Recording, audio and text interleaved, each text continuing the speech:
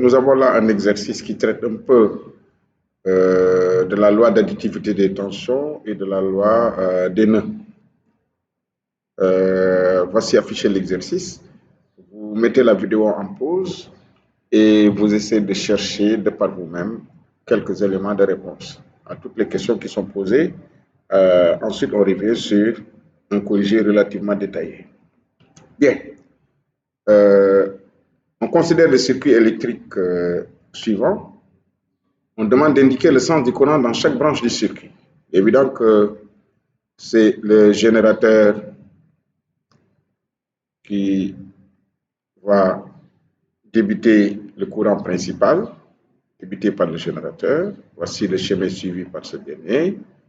Ce sera par là, voilà, là, voilà, voilà, là, voilà, voilà, voilà, avant de revenir au générateur. C'est la réponse à la question. Comment sont branchés la lampe L1 et le moteur? Voici le moteur, voici la lampe L1. Voici que ces deux dipôles qui sont branchés l'un à la suite de l'autre et qui sont traversés par le même courant I1, que nous allons voir tout à l'heure. Par conséquent, le moteur et la lampe L1 sont connectés ou bien sont branchés, comme on dit, en série. Ils sont branchés en série. À la troisième question, on donne les valeurs numériques des intensités de courant. I égale à 1,3 ampères, c'est le courant principal. I1, c'est le courant qui traverse la lampe L1 et le moteur. I4, c'est l'intensité du courant qui traverse la lampe L4. On demande de calculer la quantité d'électricité qui traverse le moteur pendant 15 minutes de fonctionnement. Donc, nous savons tous que le moteur est traversé par un courant d'intensité I1, dont la valeur est indiquée dans le texte, elle vaut 0,5 ampères. Partant de la formule que l'intensité du courant I, change de E, égale à la quantité d'électricité qui traverse une section du conducteur par unité de temps, ce qui nous permet d'avoir accès à la quantité d'électricité qui traverse le moteur, qui c'est I1 fois delta T. Par une application numérique, la quantité d'électricité qui traverse le moteur, ça fait 0,5. 0,5, c'est l'intensité du courant qui traverse le moteur I1, que multiplie delta T, 15 minutes, qu'il faut convertir en secondes. Ce qui fait une quantité d'électricité Q de, tout compte fait 0,5, 0,5, 30, 75, 450 coulombs. 450 coulombs. Très bien. Voici la valeur attendue. À la question suivante, on demande à la question suivante, l'exercice, on amène l'exercice. D'en déduire le nombre d'électrons qui le traversent, qui traversent le moteur, à la question petit b.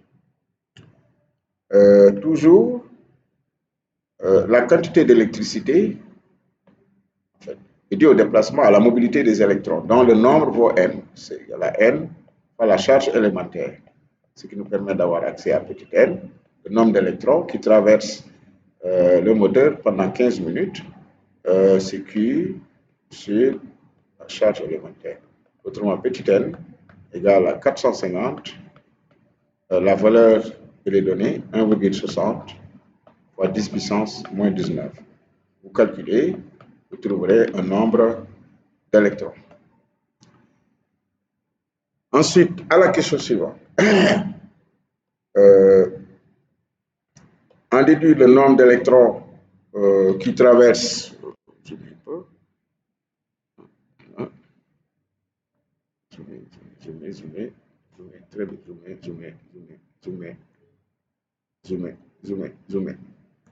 très bien. Quelle est l'intensité du courant qui traverse la lampe L1 justifiée? Nous avions dit tantôt que la lampe L1 et le moteur, sont en série.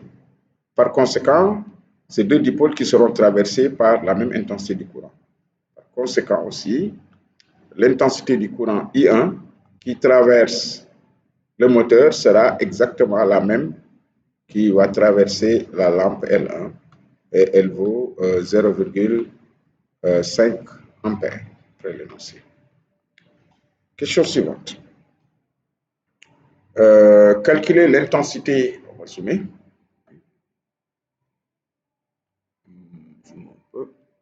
Très bien. Calculer l'intensité du courant qui traverse la lampe L2. La lampe L2, elle est là. Très bien.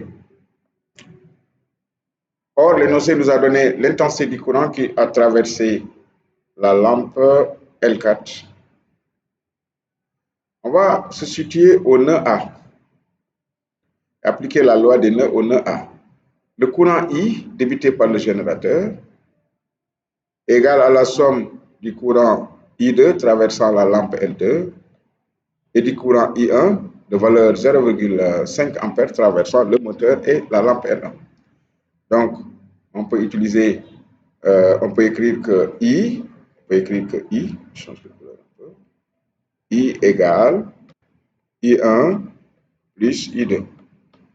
Autrement, que I2 égale à I moins I1, I moins I1, ça nous fait 1,3 moins 0,3 moins 0,5. 1,3 moins 0,5. Donc, on trouve un courant I2 de valeur égale à 1,3 moins 0,5. Ce n'est pas calculé. Ça nous fait 0,8 ampères. Courant de 0,8 ampères. Merci beaucoup. Très bien. Question suivante. Il demande, on va zoomer. Très bien. On déduit l'intensité qui traverse la lampe L3. Pour connaître l'intensité du courant qui traverse la lampe L3, ici, on va appliquer la loi des nœuds au point D. Le courant I2, c'est ici, le courant I2 qui traverse la lampe L2, elle va se scinder au nœud D. Le courant I2 est là. On aura I2 égale à I3 plus I4. Or, la valeur de I4 est donnée dans le texte, elle vaut 0,2. Donc, nous pouvons écrire que I2, on peut écrire que I2, je vais chercher la page, I2 égale, changer de couleur, I3 plus I4. Autrement, I3, que nous cherchons, égale à I2 moins I4. La valeur de I2, on ne l'avait pas calculé, c'est I3, I2, on n'avait pas la valeur de... Ouais. I2 vaut 0,8. Donc, nous avons I3 égale à 0,8 moins la valeur de I4 qui vaut 0,2. I4 vaut 0,2. 0,2. Autrement, nous avons un courant I3 d'intensité égal à 0,6 ampères. 0,6 ampères. Question suivante. On va zoomer. Est-ce que c'est compliqué? Ça. Très bien. Ils disent un voltmètre branché aux bornes du générateur mesure une tension IG de 18 volts. Représentez le voltmètre qui permet de mesurer la tension IG et de préciser ces bornes. On va mesurer la tension aux bornes du générateur à l'aide d'un appareil qu'on appelle un voltmètre, lequel voltmètre, contrairement à un ampèremètre, est toujours branché en dérivation, en parallèle aux bornes du dipôle dont on cherche à déterminer la tension. Évidemment, ça, c'est la borne positive du générateur, et, du voltmètre, et ça, c'est la borne négative du voltmètre, communément aussi appelée borne COM. On appelle aussi borne COM. Voici brancher le voltmètre. Le voltmètre, on va donner le symbole de voltmètre. Bien, présenter ça. Voici le voltmètre. On va le placer en parallèle aux bornes du générateur. Ensuite, ils disent...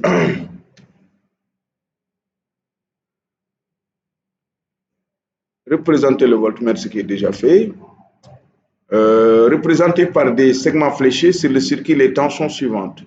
UPN, la tension UPN. Voici représenté par un segment fléché la tension UPN. Ici, la tension UPN. Très bien. Ensuite, la tension UL1 au bord de la lampe. Voici la tension au bord de la lampe. La lampe est un dépôt-récepteur. Le courant qui désigne, la flèche qui désigne le courant et la flèche qui désigne la tension doivent être de sens contraire. Ensuite, la tension UAC, c'est la tension au bord du moteur, UAC, elle est là, UAC. Ensuite, UL2, la tension au bord de la lampe, UL2, elle est là, UL2. Et enfin, UL3, voici la tension UL3, qu'on peut appeler aussi UDE. Très bien. Question suivante. Ça. À la question suivante, sachant que la tension au bord du moteur est 8 volts et celle au bord de la lampe L3 est de 7 volts, on demande de trouver, je mets un peu,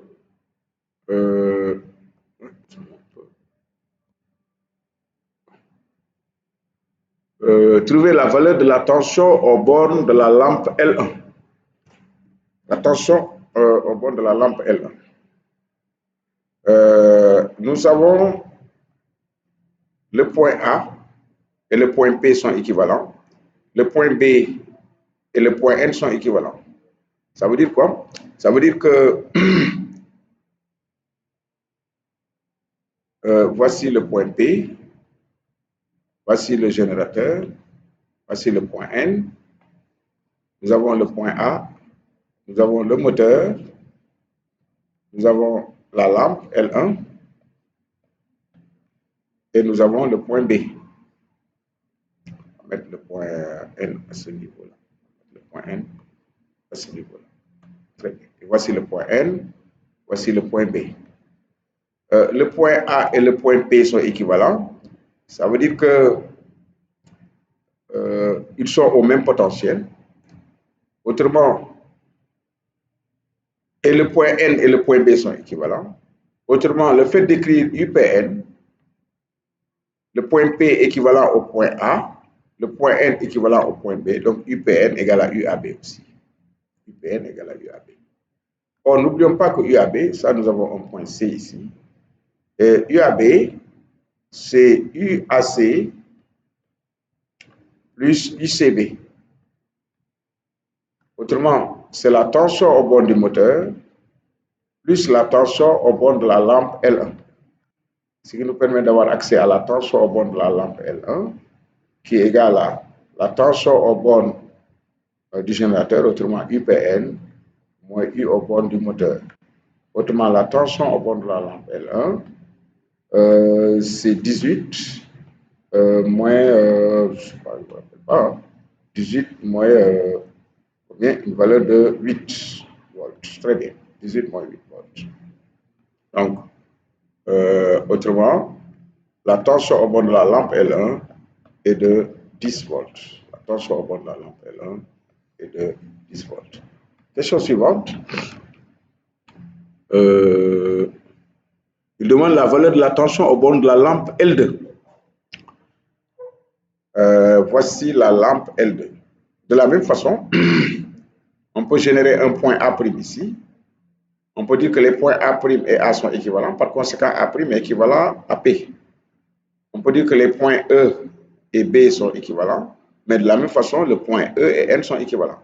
Donc, UPN, c'est égal à UA' E aussi. On peut écrire que UPN, écrire que, UPN égale à UA', c'est égal à la tension au bord, je me rappelle, de L2, plus la tension au bord de L4. Bien. On l'énoncé demande quoi? La valeur de la tension au bord de du pôle au bord de L4. Dans le texte, on nous a donné la tension au bord de L3. il faut vérifier la valeur de la tension au bord de la lampe L2. La valeur de la tension au bord de la lampe L2, oui, c'est ça. On connaît très bien. On connaît la valeur de la tension au bord de la lampe. Il faut zoomer un peu. On ne voit pas très bien. Voilà. Voilà, c'est ça. On demande la valeur de la tension au bord de la lampe L1, c'est déjà réglé. La valeur de la tension au bord de la lampe L2. Très bien. Or, l'énoncé nous a donné la valeur de la tension au bord de la lampe L3. On applique la loi d'additivité des tensions. Comme nous l'avions dit, UPN, c'est UL3. UL3. Ici, en lieu et place, c'est 3. UL3. Donc, nous tirons UL2 égale à UPN moins UL3. Alors, UPN, ça fait 18, moins UL3, je ne sais pas. UL3, c'est une tension au bord de la lampe L3, elle vaut 7 volts. Donc, 18 moins 7. Donc, la tension au bord de la lampe L2 vaut 11 volts. 11 volts. Très bien. Question suivante. Demande ici, quelle est la valeur de la tension au bord de la lampe L4? Nous voyons très bien que les lampes L4, oui, très bien. Les lampes L4 et les lampes L3 sont comment? Elles sont en dérivation. Les lampes L4 et les lampes L3 sont en dérivation. Et quand deux dipôles sont en dérivation, c'est qu'ils sont soumis à la même tension. Autrement, UL4 égale à UL3.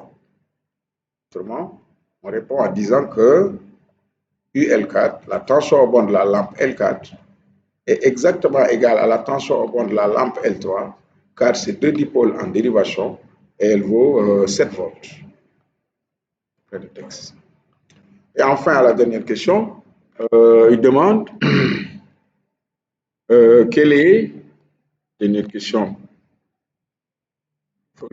c'est pas facile, hein?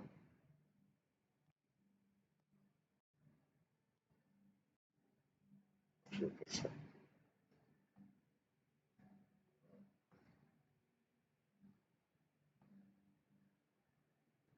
Il demande quelle est la valeur de la tension au CGV. Quel est le signe de la tension UED?